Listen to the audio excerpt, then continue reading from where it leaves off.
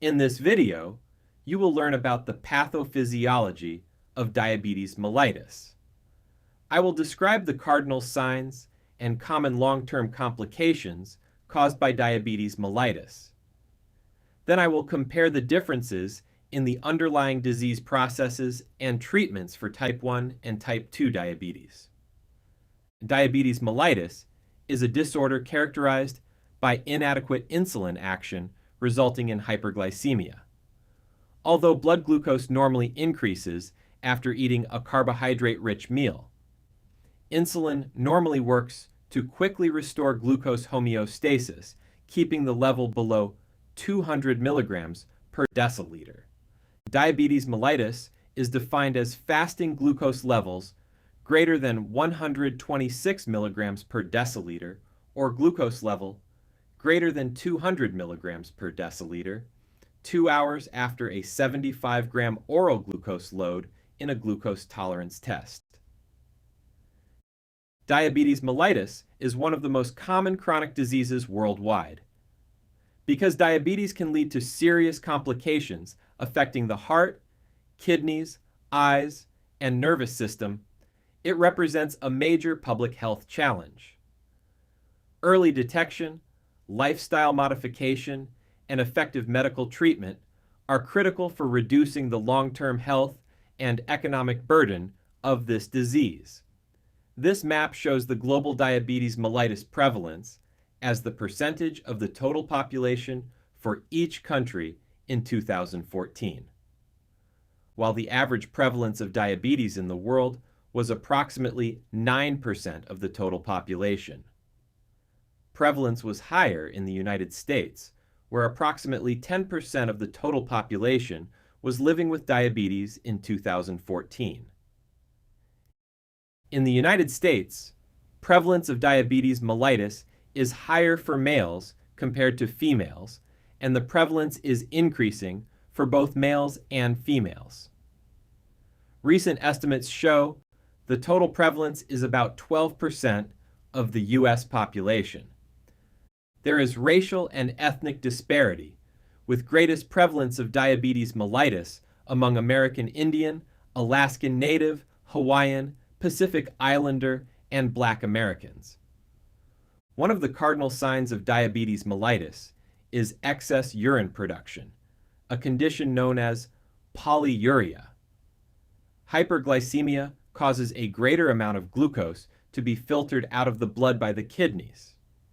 If the blood glucose is too high, the mechanism for glucose reabsorption in the kidneys becomes overwhelmed, leading to the excretion of glucose in the urine, which is called glycosuria. Glucose in the urine prevents water from being reabsorbed, which leads to increased urine production. Another cardinal sign of diabetes mellitus is abnormally increased thirst, a condition known as polydipsia. This increase in thirst is stimulated by the dehydration resulting from polyuria. The third cardinal sign of diabetes mellitus is an increased appetite known as polyphagia. This occurs in part because disruption of insulin signaling in the hypothalamus removes one of the normal satiety signals. At the same time, without insulin signaling, cells throughout the body cannot efficiently use glucose for energy. This cellular energy deficit also stimulates hunger. The three cardinal signs of diabetes mellitus are polyuria, polydipsia, and polyphagia. Increased urination, excessive thirst, and increased hunger. Common symptoms of diabetes also include fatigue and unexplained weight loss.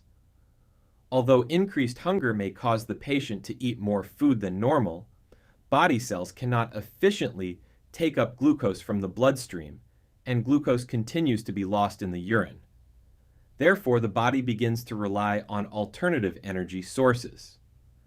Fat stored in adipose tissue is broken down for energy. Proteins in skeletal muscles may also be broken down for energy. The breakdown of fat and muscle leads to loss of body mass. As a result, individuals with untreated diabetes may experience unintended weight loss. Fatty acids are transported to the liver and used for energy production. In the liver, these fatty acids are converted into ketone bodies. Although it is technically carboxylic acid rather than a ketone, ketogenesis leads to the production of a ketone body known as beta-hydroxybutyric acid. This acid decreases the blood pH, leading to a condition known as diabetic ketoacidosis. Acidosis disrupts normal cellular function and can depress brain activity, leading to loss of consciousness. Symptoms may include nausea, vomiting, and abdominal pain. Deep labored breathing occurs as the respiratory system compensates for acidosis, stimulating greater ventilation as a mechanism that increases blood pH. One distinctive sign of diabetic ketoacidosis is a fruity chemical odor of the breath. This odor is caused by acetone, which is another one of the ketone bodies. Long-term complications resulting from hyperglycemia in uncontrolled diabetes mellitus often involve damage to blood vessels. Diabetes mellitus increases cardiovascular disease risk. Damage to the small blood vessels in the eyes can cause diabetic retinopathy, leading to increased risk of developing visual impairments or blindness. Diabetic nephropathy damages the kidneys and can lead to kidney failure. Diabetic neuropathy can disrupt sensory and motor functions of nerves. Abnormal sensations often include burning, tingling, pain, or numbness in the feet or hands. Reduced sensation can lead to unnoticed injuries and skin ulcers. Reduced blood flow to extremities increases the risk of wound infection and delayed healing. In severe cases, this can lead to infections that require amputation. Type 1. Diabetes mellitus occurs when the body produces little or no insulin. This condition is usually caused by autoimmune destruction of pancreatic beta cells. Because insulin production is severely reduced, individuals with type 1 diabetes require insulin therapy.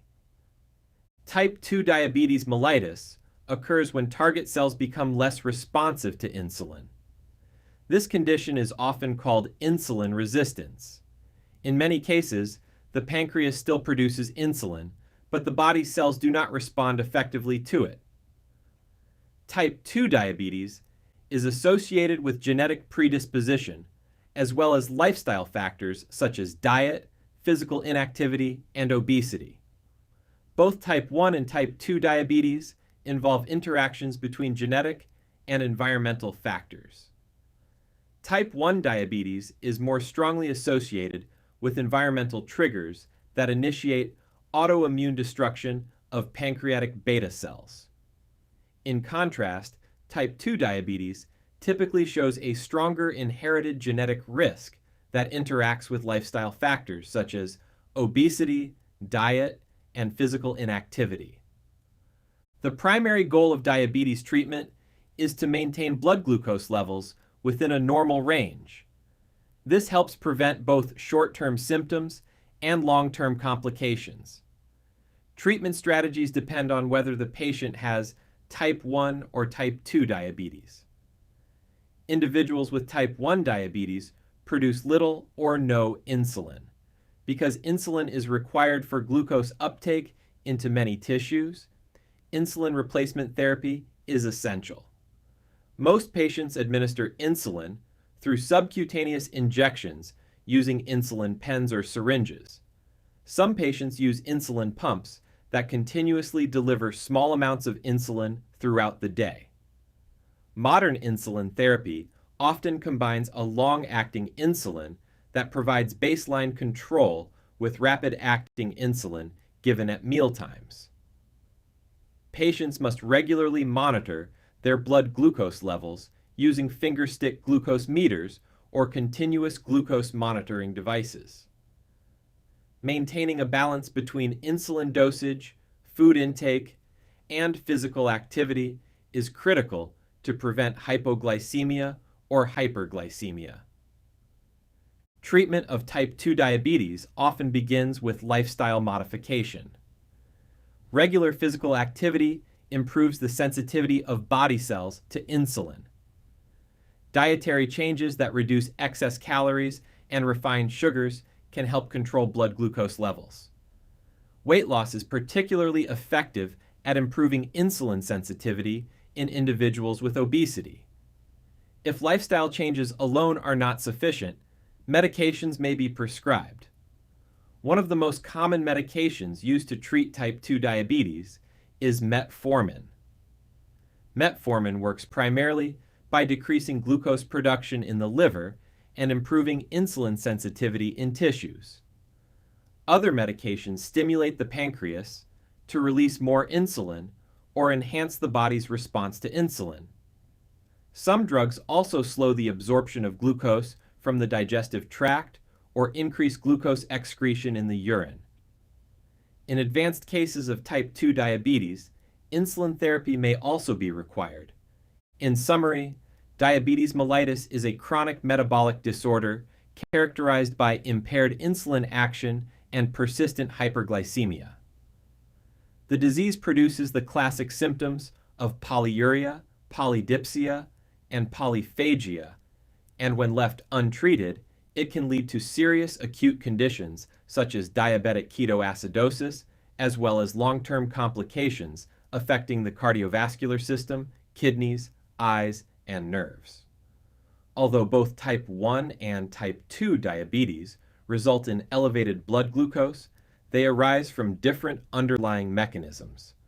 Autoimmune destruction of pancreatic beta cells in type 1 diabetes and insulin resistance in type 2 diabetes. Effective management focuses on maintaining normal blood glucose levels through insulin therapy, medications, lifestyle modification, and careful monitoring. With early diagnosis and proper treatment, many of the serious complications of diabetes can be prevented or significantly reduced.